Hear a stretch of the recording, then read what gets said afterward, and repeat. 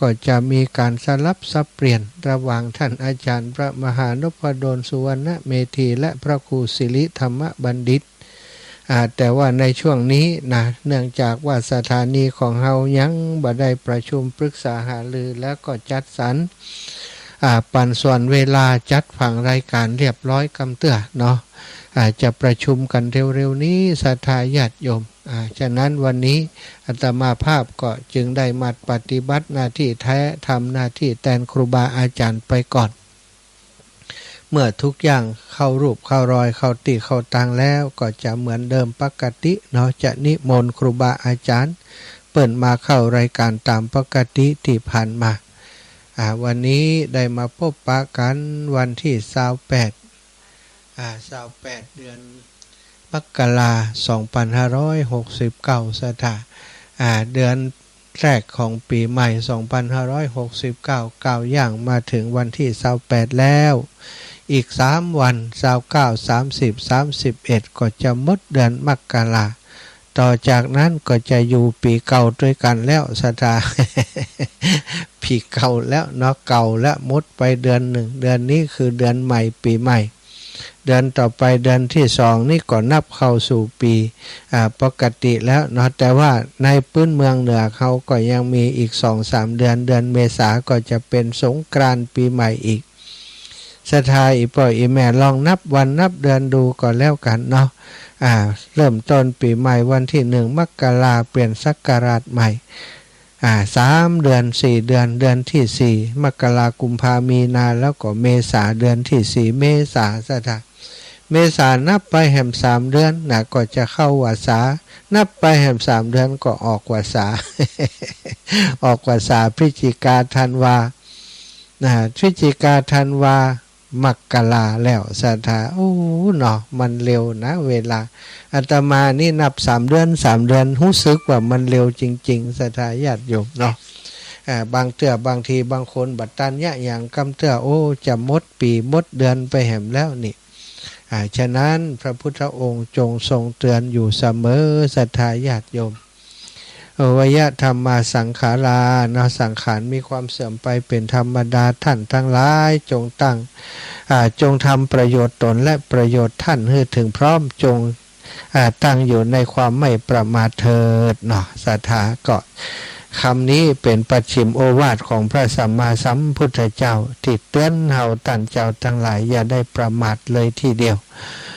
ชีวิตบ่แน่บ่นอนการเกิดนี้เฮาฮู้วันเกิดแต่ว่าเฮาทุกคน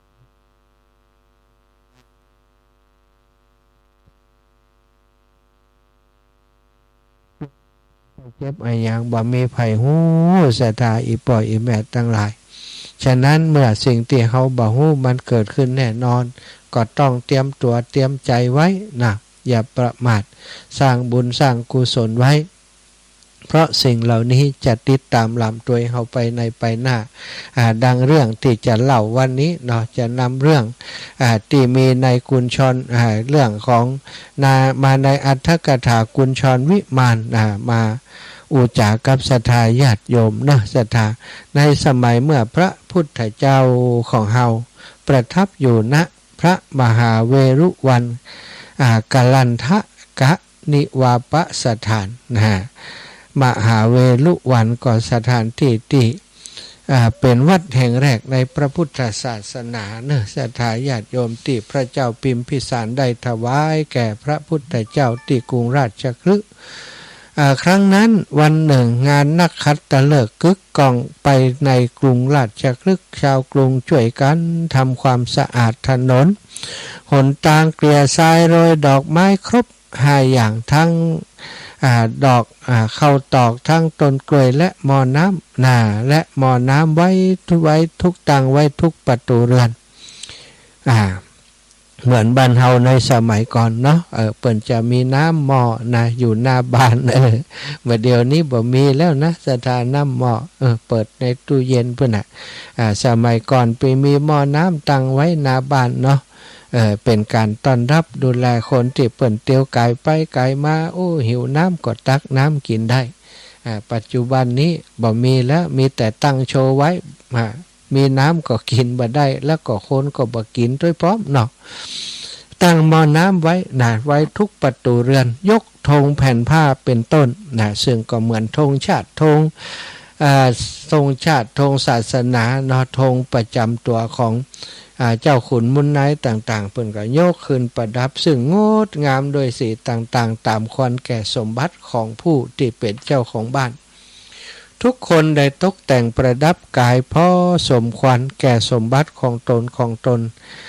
มีการละเล่นงานนักขัตฤกษ์ทั่วทั้งกรุงได้ประดับประดาตกแต่งดังเทพพระนครครั้งนั้นพระเจ้าพิมพิสารมหาราชเสด็จออกจากพระราชนิเวศของพระองค์ทรงเลียบพระนครโดยพระราชบริพารอย่างขนาดใหญ่โดยสิริโสภาคมโหฬารตามพระราชประเพณีและเพื่อรักษาน้ำใจของมหาชนพระราชาก็แอวเลียบนครไปคนทั้งหลายก็จะถวายพระพรพระเจ้าข้าเจริญอายุพรรษา100อย่างก็อายุมันยืนยาวอายุหมื่นปีอย่างหนังจีนเนี่ยเนาะทรงพระเจริญสตานี่ก็เหมือนกับเวลาในหลวงเปิ้นเสด็จไปไหนนะทางชนละมากก็ดีทางไอหยังก็ต่างที่เปิ้นไปถวายผ้ากฐินไปอย่างนี้เนาะก็จะมีขบวนข้าราชบริพารติดตามอันนี้ก็เช่นเดียวกันมีข้าราชบริพารติดตามเป็นขบวนใหญ่กระเริกตีกองเตียวไปสมัยนั้นสดากุลสตรีผู้หนึ่งเป็นชาวกรุงราชคฤห์นั่นเองเห็นสมบัติสิริโสภาคและพระราชานุภาพนั้นของพระราชาพิมพิสารเกิดอัศจรรย์จิตบ่เคยมีมาก่อนจึงถามเราตั้นติสมมติกันว่าเป็นบัณฑิตว่าสมบัติเสมือนเทวฤทธิ์นี้พระราชาทรงได้มาด้วยกรรมอันใดเปิ่นทำอะไรอย่างไว้เนาะถึงได้เป็นพระราชามียศใหญ่อย่างนี้เนี่ยบัณฑิตเหล่านั้นก็กล่าวกับนางว่าดูก่อนแม่มหาจำเริญธรรมดาบุญกรรมก็เสมือนจินดามณีเป็นเสมือนต้นกัลปะพฤกษ์เมื่อเขตสมบัติพระทักขินายบุคคลและเจตนาสมบัติของฝ่ายทายกทายิกาผู้ให้มีอยู่คนทั้งหลายปรารถนาแล้วทำบุญกรรมใดบุญกรรมนั้นก็จะได้สำเร็จผลได้ทั้งนั้นอันหนึ่งความเป็นผู้มีตระกูลสูงส่งมีใดก็โดยการถวายอาสนะการได้สมบัติคือกำลังมีใดด้วยการถวายอาหารการได้สมบัติคือมีผิวพรรณวรรณะที่สวยงามก็มีได้โดยการถวายผ้าเครื่องนุ่งครัวทรงเครื่องนุ่งห่มต่างๆการได้สุขวิเศษก็มีได้โดยการถวายยานพาหนะการได้จักษุก็ได้มีได้โดยการถวายประทีปโคมไฟการได้สมบัติทุกอย่างก็มีได้โดยอาวาสสถานคือการถวายที่อยู่อาศัยนี่นางฟังคำนั้นแล้วก็ตั้งจิตใจในเทวสมบัตินั้นว่าเทวสมบัติหันจะโอฬารกว่านี้แล้วเกิดอุตสาหะอย่างยิ่งยวดในการที่จะทำบุญสถานบิดามารดาก็ได้ส่งผ้าคู่ใหม่ดอกปทุมกำหนึ่งและเนยใสน้ำผึ้งน้ำตาลกรวดข้าวสารนมสดเพื่อจะให้นางบริโภคใช้สอยนางหันสิ่งเหล่านั้นก็ดีใจว่าเฮาประสงค์จะถวายทานและเฮาก็ได้ทายธรรมนี้แล้วในวันที่2ก็จัดการปรุงเข้ามัทุปายาตที่มีน้ำน้อยตกแต่งของเคี้ยวของกินอย่างอื่นตัวเป็นอันมากสถาผลละหมากหลากไม้เพียบพร้อมหมดเพื่อเป็นสิ่งของบริวารของเขามาทุปายาตนั้นแล้วก็ประพรมของหอมที่ลงทานจัดอาสนะไว้เหนือดอกปทุมทั้งหลายซึ่งงดงามโดยกลีบและช่อของดอกบัวดอกปทุมนั้น เกสรของดอกปทุมก็แย้มบานแล้วก็ปูลาดผ้าขาวใหม่ๆวางดอกปทุมดอกบัว4 ดอกแล้วก็พุ่มไม้เหนือเท้าทั้ง4ของอาสนะนะดาดเพดานไว้ข้างบนอาสนะห้อยพวงดอกไม้และพวงระยะรอบๆอาสนะก็ลาดพื้นหมดสิ้นโดยกลีบปทุมที่มีเกสรคิดว่าเฮาจะบูชาพระทักขิณยบุคคลที่มาถึงแล้วจึงตั้งพานเต็มโดยดอกไม้สดณที่สมควรส่วนข้างหนึ่งของบ้านในครั้งนั้นนางกัดเครื่องอุปกรณ์ตาลเสร็จแล้วก็อาบน้ำดำหัวนาสตาสะเก่าดำหัวหนุ่งผ้าสะอาดกำหนดเวลาคอยเวลาแล้วก็สั่งให้หญิงรับใช้คนหนึ่งว่านี่เธอเอ๋ยเจ้าจงไปหาพระทักขิณยะเช่นนั้นมาฮือข้านะสมัยนั้นพระสารีบุตรเถระเจ้าเที่ยวบิณฑบาตในกรุงราชคฤห์พอดีท่านเจ้าก็เดินไประหว่างถนนก็การที่ได้พบประสบพระอรหันตเจ้าคณะกำลังเดินบิณฑบาตนั้นทายกทายิกาผู้มีศรัทธาทั้งหลายย่อมคล้ายประหนึ่งจะเก็บได้ถุงทรัพย์ราคาถึง1,000 กหาปณะฉะนั้นขณะนั้นเองหญิงรับใช้นั้นก็ไหว้พระเถระกล่าว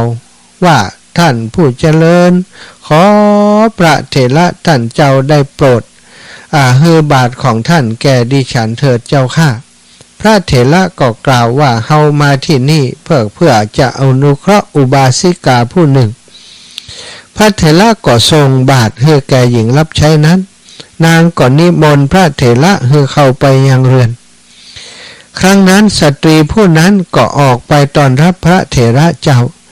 แล้วก็นำอาสนะชี้อาสนะแล้วก็กล่าวว่าโอ้พระคุณเจ้าโปรดนั่งบนอาสนะนี้เถิดเจ้าค่ะอันนี้เป็นอาสนะจัดไว้เพื่อพระคุณเจ้าเมื่อพระเถระนั่งเหนืออาสนะแล้วก็ปูชาพระเถระโดยกลีบดอกประทุมมีเกสรร้อยรอบอาสนะไหว้ด้วยเบญจางคประดิษฐ์ดูแลพระเถระด้วยเข้ามัทุปายาตที่มีน้ำน้อยนั้นผสมด้วยเนยใสน้ำผึ้งและน้ำตาลกรวดแล้วคณะที่กำลังเลี้ยงดูก็ทำความปรารถนาว่าด้วยอานุภาพบุญของดิฉันนี้ขอจงมีสมบัติอันเป็นทิพย์ที่งดงามด้วยบัลลังก์เรือนยอดเหนือกุญชรอันเป็นทิพย์ในความเป็นไปทุกอย่างขอจงอย่าขาดดอกประทุมเลยทุกสถานที่ที่ฉันอยู่ขอให้มีดอกประทุมดอกบัวนี้อยู่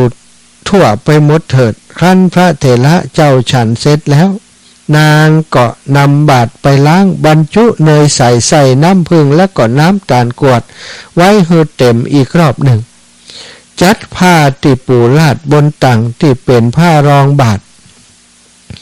แล้ววางไว้ในมือพระเถระเจ้าครั้นพระเถระทำอนุโมทนาแล้วก็กลับไปนางจึงสั่งบุรุษ2 คนว่าเจ้าจงนำบาตรในมือพระเถระและบัลลังก์นี้ไปวิหารแล้วก็มอบถวายให้แก่พระเถระเถิดแล้วจึงค่อยกลับมาบุรุษทั้ง2นั้นก็ทำตามอย่างที่นางบอกต่อมาสตรีผู้นี้ก็ได้ถึงกาละหรือว่าตายไปก็คงจะหลายวันหลายเวลาอยู่เนาะบ่ได้ตายในทันทีนั้นหรอกนะสัทธาก็ได้ไปบังเกิดในวิมานทองสูง100 โยชน์บนภพดาวดึงส์มีอัปปสร1,000เป็นบริวารแล้วก็มีช้างตัวประเสริฐสูง5 โยชน์ประดับด้วยมาลัยดอกประทุมงดงามโดยกลีบช่อและเกสรแห่งดอกประทุมโดยรอบดูแล้วก็น่าปลื้มใจมีสัมผัสอันสบายประดับโดยอาภรณ์ที่เป็นทองรุ่งเรืองโดยรัศมีข่ายประกอบไปโดยรัตนะหลากหลายอย่างด้วยกันได้บังเกิดด้วยอำนาจแห่งความปรารถนาของนางตอนฮือตาลบัลลังก์ทอง1 โยชน์ประกอบด้วยความงามติวิจิตร สวยงามอย่างยิ่งตามที่กล่าวแล้วก็บังเกิดบนช้างตัวนั้นนางกำลังเสวยทิพสมบัติก็ขึ้นบัลลังก์ที่วิจิตรโดยรัตนะเบื้องบนกุญชรวิมานนั้นในระหว่างที่ไปสวนนันทวันด้วยอานุภาพเทวดาอันยิ่งใหญ่ครั้งนั้นเป็นวันมหรสพวันหนึ่งเมื่อเทวดาทั้งหลายปากันไปสวนนันทวันเพื่อจะทำการละเล่นในสวนตามอานุภาพอันเป็นทิพย์ของตนก็เหมือนที่บอกไว้นะมีพระเถระได้ไปยังวิมานแห่งนั้นก็ได้ถามนางว่าดูก่อนเทพธิดาผู้มีดวงตากลมดังกลีบประทุมมีผิวพรรณดังประทุมกุญชรพาหนะเครื่องขับขี่อย่างดีของท่านสำเร็จโดยรัตนะต่างๆมีกำลังพรั่งพร้อมโดยความเร็วว่องไวท่องไปในอากาศช้างทรงความรุ่งเรืองด้วยดอกประทุมและดอกอุบลมีเนื้อตัวเกลื่อนกลนโดยเกสรของดอกประทุมสวมพวงมาลัยดอกประทุมทองก็เดินทางที่เรียงรายด้วยดอกประทุมประดับโดยกลีบประทุมอยู่บักกระเทือนวิมานอย่างก้าวไปอย่างดีเมื่อช้างกำลังย่างก้าวกระดิ่งทองก็มีเสียงไพเราะน่ารื่นรมเสียงกังวานของกระดิ่งทองเหล่านั้นได้ยินดังดนตรีเครื่องทั้งหลายอลังการฟังไพเราะเพราะพริ้งท่านมีพัสตราภรณ์สะอาดประดับตัวแล้วอยู่เหนือข้าชาทานรุ่งโรจน์ล้ำกว่าอัปสรหมู่ใหญ่ด้วยวรรณะผิวพรรณที่พุทธผ่องนี้เป็นผลของตานหรือว่าศีลหรือว่าอัญชลีกรรมประนมมือท่านถูกถามแล้วโปรดบอกกรรมนั้นแก่อาตมาเถิดนี่พระเถระมหาเถระเจ้าได้ไปบนสวรรค์วิมานนั้นไปพบก็ถามเทวดาองค์นั้นถูกพระเถระถามอย่างนี้ก็จึงตอบปัญหาเพื่อแสดงความข้อนั้นเทวดานั้นถูกท่านโมคคัลลานะถามแล้วดีใจจึงพยากรณ์ด้วยอาการที่ท่านถามถึงกรรมที่มีผลอย่างนี้นี่ดิฉันหันพระเถระผู้พร้อมด้วยคุณเข้าฌานยินดีในฌานเป็นผู้สงบได้ถวายอาสนะติปูลาดด้วยผ้าโรยโดยดอกไม้ดิฉันเลื่อมใสแล้วก็โปรยดอกประทุมรอบๆอาสนะครึ่งหนึ่งอีกครึ่งหนึ่งก็เอาโปรยลงโดยมือตนผลเช่นนี้เป็นผลแห่งกุศลนั้นของดิฉันอันทวยเทพสักการะเคารพนบน้อมแล้วผู้ใดแลเลื่อมใสแล้วถวายอาสนะแก่ท่านผู้เป็นพรหมจารีผู้หลุดพ้นโดยชอบผู้สงบผู้นั่นก็บันเทิงเหมือนอย่างดิฉันนี้เพราะฉะนั้นแลผู้ที่ฮักตนหวังความเป็นใหญ่ก็ควรถวายอาสนะแด่ท่านผู้ทรงเรือนร่างครั้งสุดท้ายก็คือพระอรหันต์เมื่อมีโอกาสหรือว่าพระสงฆ์องค์สังฆเจ้าเมื่อเฮามีโอกาสที่จะได้ทำบุญสันทะอันนี้คือเรื่องราวของสตรีคนหนึ่งที่ได้ทำบุญกับพระเถระเจ้าชื่อว่าพระสารีบุตรสันทะพระสารีบุตรนี่เป็นอัครสาวกฝ่ายขวาของพระพุทธเจ้าเป็นเอตทัคคะเป็นผู้ที่มีความกตัญญูเป็นผู้ที่มีปัญญามากรองจากพระพุทธเจ้าเป็นพระธรรมเสนาบดีนี่กองทัพธรรมพระพุทธเจ้ามีทหารคู่พระไทยก็คือทหารฝ่ายขวาฝ่ายซ้ายฝ่ายขวาคือพระสารีบุตรฝ่ายซ้ายคือพระมหาโมคคัลลานะพระสารีบุตรนี่เปิ่นมักจะเข้าฌานเข้าสมาบัติ7 วัน15 วันออกจากฌานสมาบัติก็คิดว่าจะไปโปรดภัยเนาะในงานนักขัตฤกษ์นั้นหญิงคนนี้ชาวเมืองราชคฤห์เครื่องง้าอลังการของพระราชาเกิดความอยากรู้อยากทราบว่าเปิ่นได้มาโดยบุญโดยกรรมอะไรอย่างก็ได้ไปถามนักปราชญ์บัณฑิตเปิ่นนักปราชญ์บัณฑิตที่รู้ ฮู้เรื่องบาปบุญคุณโทษเรื่องของคงจะเป็นอุบาสกคนหนึ่งเนาะเป็นนักปราชญ์ก็ได้ตอบไปว่าโอ้การที่เปิ่นมีบุญอย่างนี้ได้เป็นพระราชามีบริวารล้อมรอบอย่างนี้เพราะเปิ่นได้ทำบุญมาก่อน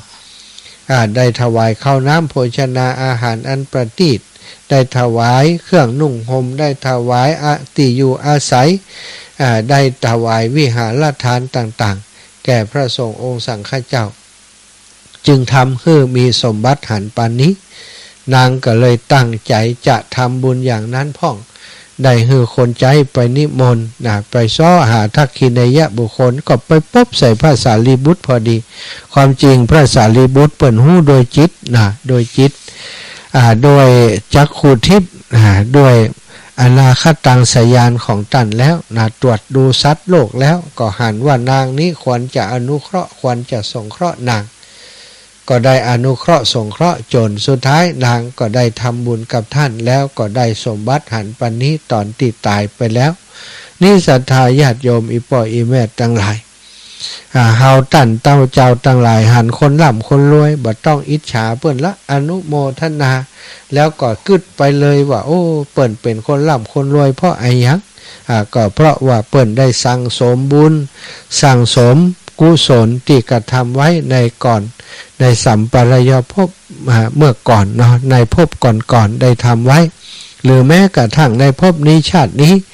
ได้สั่งสมคุณงามความดีได้ประกอบสัมมาอาชีพก็มีอันหนุนส่งเพื่อเป็นได้พบสมบัติมหาศาลดังที่กล่าวมา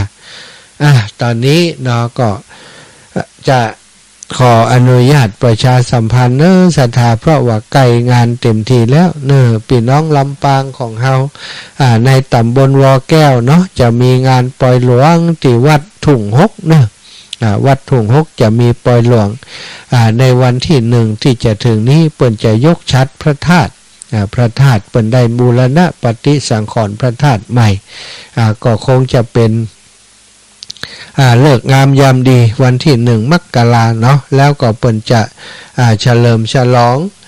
ศาลาโดมเปิ้นสร้างศาลาโดมหลังใหญ่หลาย10 ล้านศรัทธาญาติโยมเอาใจประโยชน์ในหมู่บ้านในชุมชนของเปิ้นก็จะมีการอบรมสมโภชในวันที่1ที่2วันที่1ยกชัดวันที่2ก็สมโภชศาลาโดมเนาะอาตมาภาพได้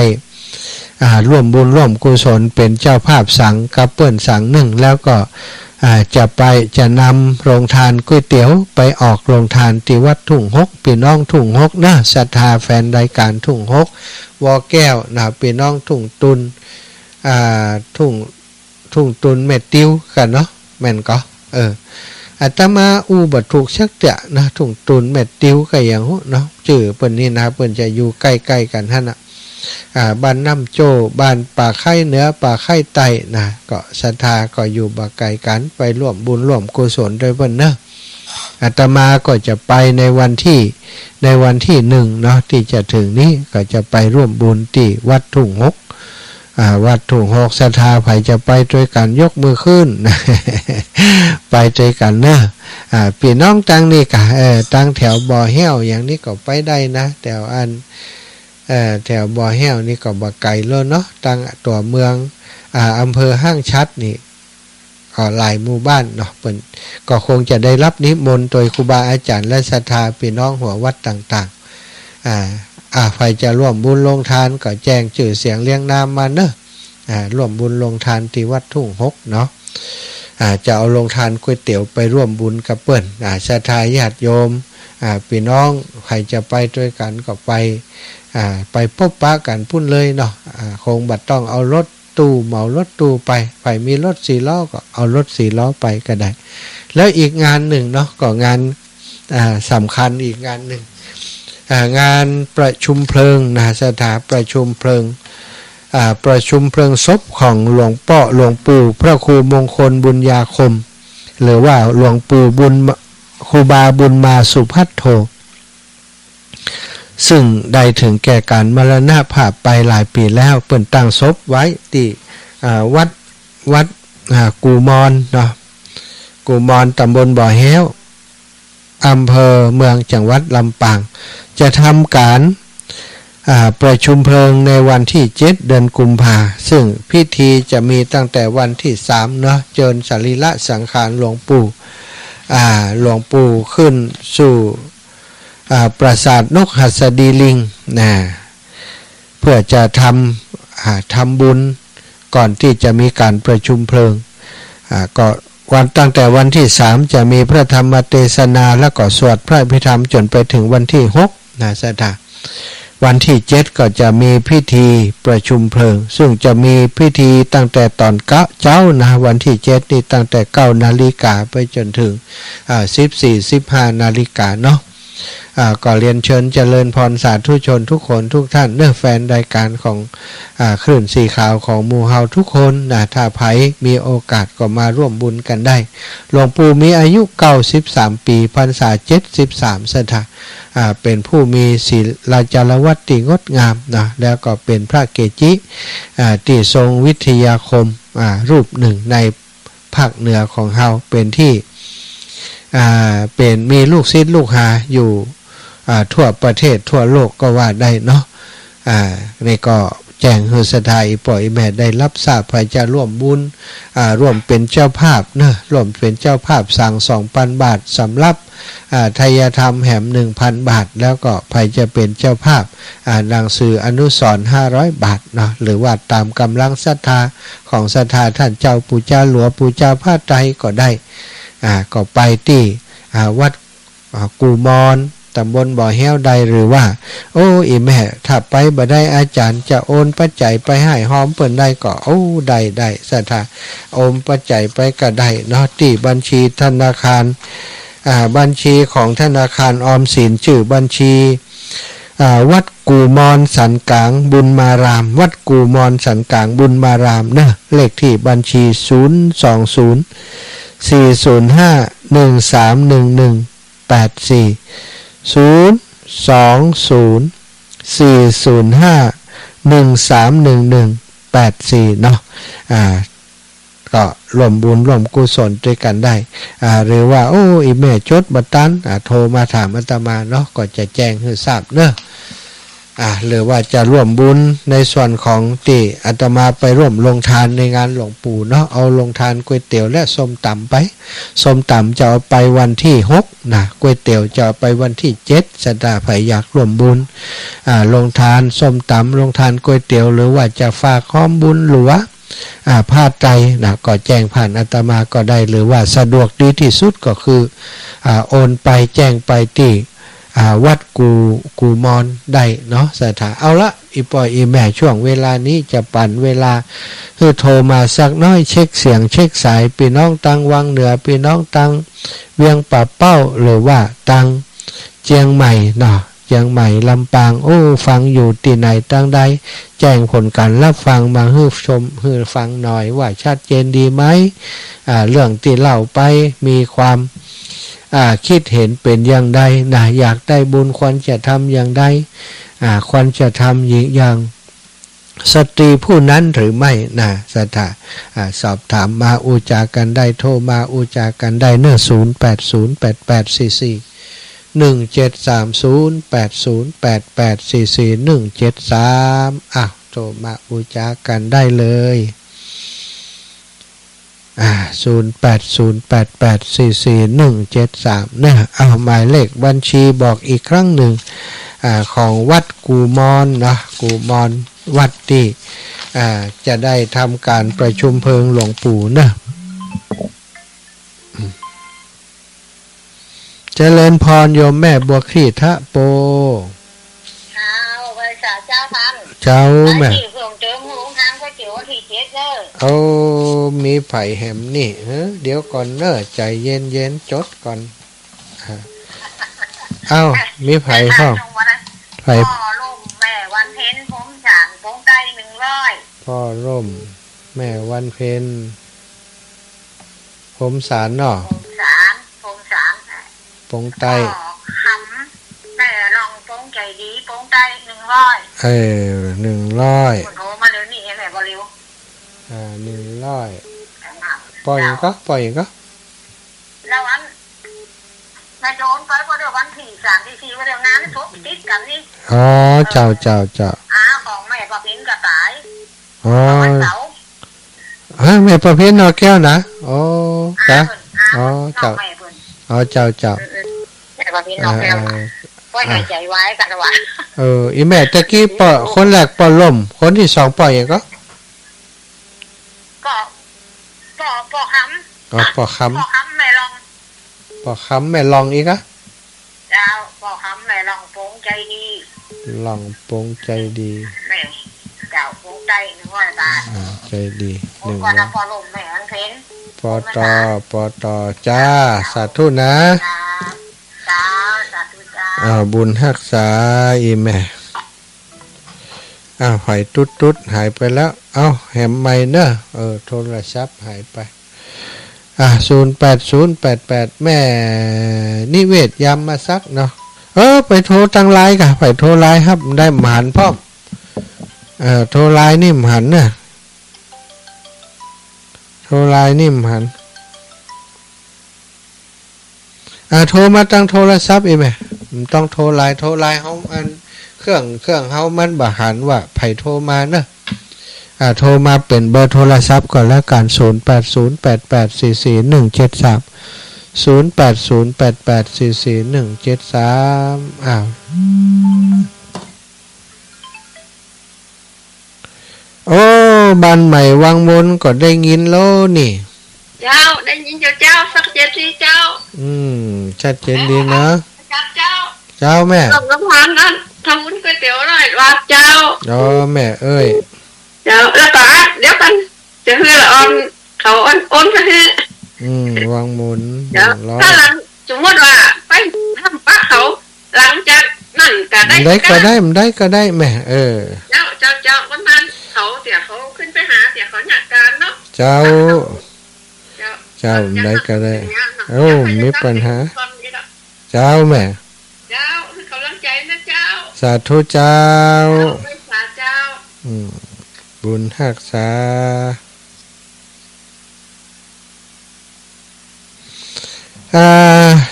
แม่ที่โทรมาตั้งงานไลน์โทรมาตั้งโทรศัพท์เนอะโทรไลน์ครับได้เจริญพรแฟนพันธุ์แท้นมัสการครับสาธุเจ้าพันธุ์แท้ครับมาเจ้าฮะวันนี้ท่านอย่างออกรายการนักขนาดนั้นหรอรับหมดเลยเนาะรับหมดก็ได้หลายนะชั่วโมงละได้หลายเลยชั่วโมง5,000ก่อนน่ะน่ะก็เดียวว่างๆก็มาวัดสายหินด้วยกันเนาะได้กะป้ากันพุ่นกะป้ากันที่วัดสายหินกันเดี๋ยวโทรหาคอมมาได้จะซ่อมได้โทรมากำลังใจนะครับสาธุแฟนพันธุ์แท้จากเชียงใหม่เนอะสตา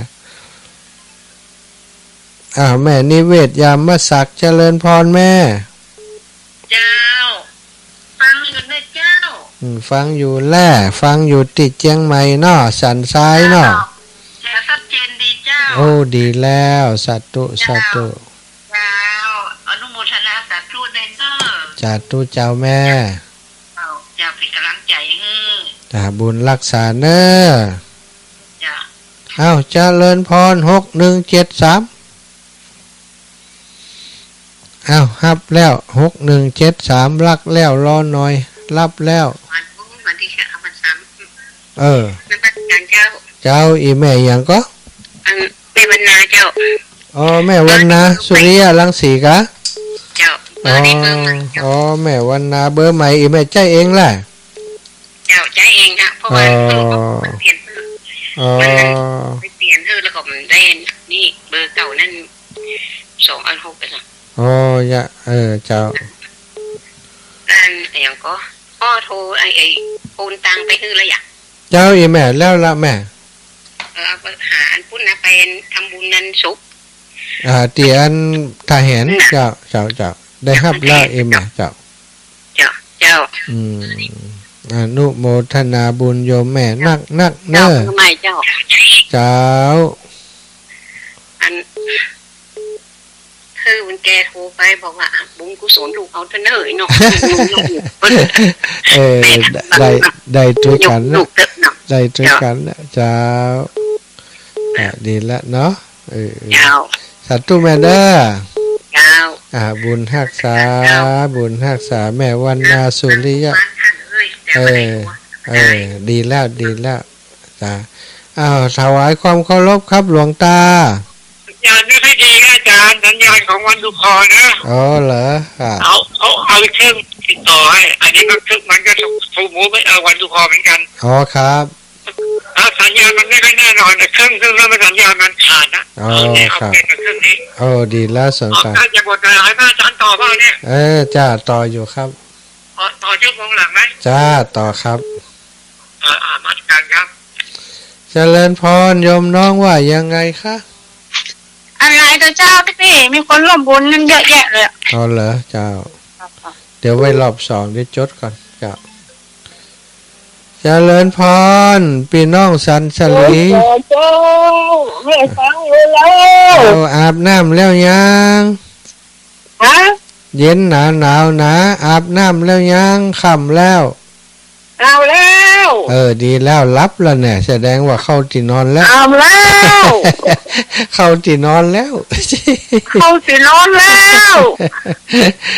เราหาแม่ดิธนาคารโทรศัพท์หาแม่ดิหมูนะหมูแม่อาบน้ำเข้าที่นอนแต่กะหากับเวลานี่แม่เข้าที่นอนแล้วนี่เจ้าเข้าแล้วเจ้าสาธุนะบุญรักษานะแม่นะเจ้าสาธุแม่ตุ้มมาแสนอินคำอันมีคนหอมนี่แถมนั่นไผนี่หอมอย่างนี่แม่อันหอมลงทานนะคะก๋วยเตี๋ยวก๋วยเตี๋ยวแม่อย่างหอมมะแม่จันแก้วมาลัด100จันแก้วมาลัดแล้วก็บุญชูแก้วมาลัดกับ100บุญชูแก้วมาลัดเจ้าแล้วแม่พรธรรมริยาแถม100แม่พรธรรมริยากะเจ้าธรรมริยา100แล้วจะพากน้องจิตซื้อหนาฝากอีล่าฮะแม่จ้าสาธุได้ยินเสียงดีใจขนาดนี้ได้ยินเสียงพี่น้องวางเป้าดีใจขนาดสาธุเจ้าพระสาธุเจ้าแม่ญาติโยมศรัทธาญาติโยมเหลือแฮม1สายอีก1สายให้อีก1สายเน้อเดี๋ยวถ้ามีไผโทรมาจะประกาศให้อีลาสมจิตนี่สมจิตอินทรวิจิตมีเปิ้นร่วมบุญมาแหมหลายอีหล่ะร่วมบุญหลวงปู่ร่วมบุญแม่ฟองจันทร์ฟูชื่นบ้านสำเภาร่วมบุญหลวง100ร่วมบุญส้มตำมาแหม50แล้วก็แม่ย่าเรียบวังสมบัติโปงแสนทองร่วมบุญหลวง100 บาทแล้วก็แม่บัวไข่กิ่งกัมบ้านตาร่วมบุญหลวงแหม100 บาทแม่คิมศรีอินแก้วบ้านฟ่อนร่วมบุญหลวงในงานนี้แหม100 บาทอนุโมทนาบุญเด้อสาธุเนาะแล้วก็แม่ย่าเรียบวังสมบัติโปรงแสนทองร่วมบุญส้มตำ100แม่ย่าอุไรวันอภิธัญญากรร่วมบุญส้มตำแหม100จะเอาไปวันที่6เนาะโยมน้องสมจิตร่วมบุญหลวงงานหลวงปู่แหม100แม่อุไรปันอภิธัญญากรร่วมบุญหลวง100แล้วก็พี่น้องวังเป้าตะกี้แม่ย่าตุมมาร่วมบุญก๋วยเตี๋ยว100แล้วก็หลวง50 บาทส้มตำ50 บาทโยมน้องสมจิตเป็นเจ้าภาพก๋วยเตี๋ยวโดยธรรมภาพ10 กิโลพร้อมกับของโยมแม่ย่าเรียบวังสมบัติร่วมกันเนาะเอา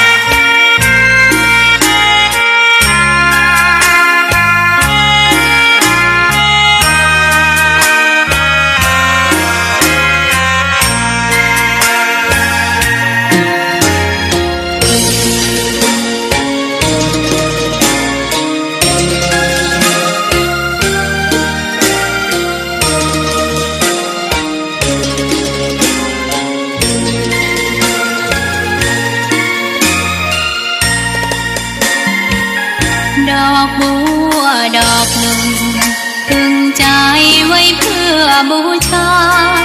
แด่องค์พระศาสดาสัมมาสัมพุทธเจ้า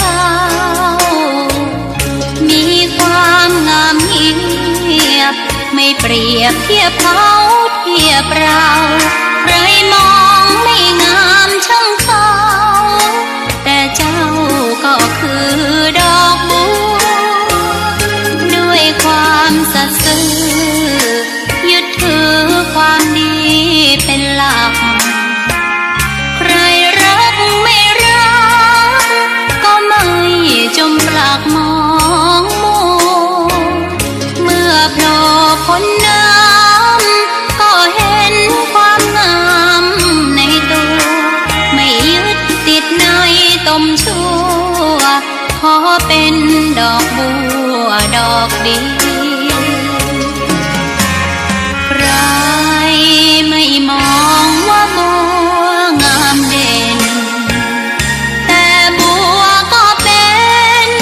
ดอกบัวทุกวันอย่างนี้ไม่อยากเด่นดังแต่มุ่งหวังในทางเด่นดีเกิดมาเพื่อสร้างบารมี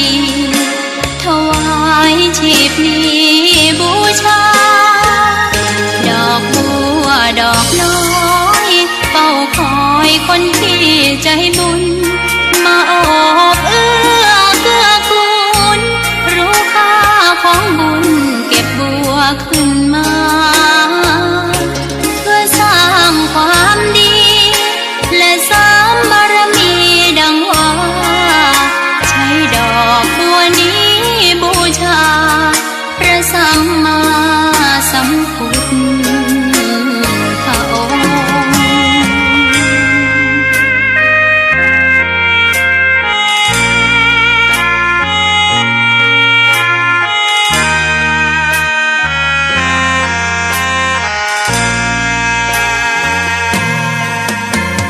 ใคร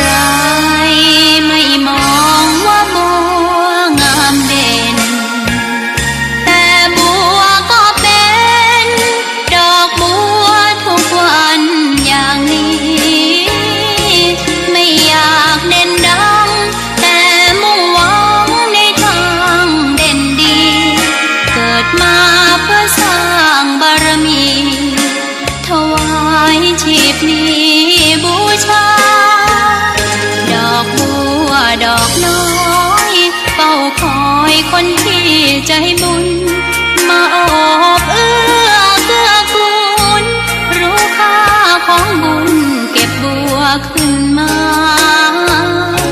เพื่อสร้างความดีและสร้างบารมีดังว่าใช้ดอกบัวนี้บูชาพระสัมมาสัมพุทธ